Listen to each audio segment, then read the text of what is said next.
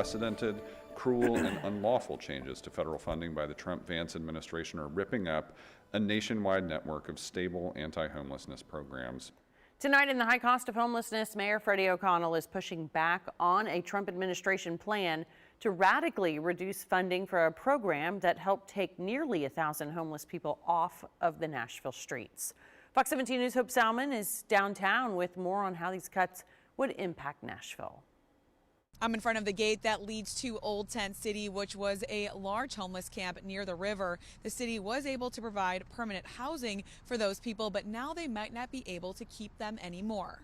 Nashville city leaders are joining a lawsuit to keep the U.S. Department of Housing from essentially throwing nearly 1,000 formerly homeless people back onto the streets. We joined several cities and nonprofit organizations to file a lawsuit to stop unlawful changes that will not only push more people onto the streets, but will also strain shelters, hospitals, and jails. The Trump administration plans to cut HUD's Continuum of Care program, which funds supportive housing, by more than 60%.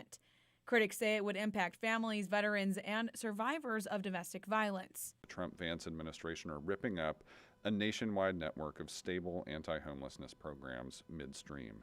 The administration is destabilizing local systems, breaking commitments communities rely on. I reached out to HUD to ask what will happen to help people who rely on this funding. So far, no reply, but in a previous statement, HUD Secretary Scott Turner argued policies like time limits will reduce waste and fraud in government-subsidized housing, breaking the cycle of dependence.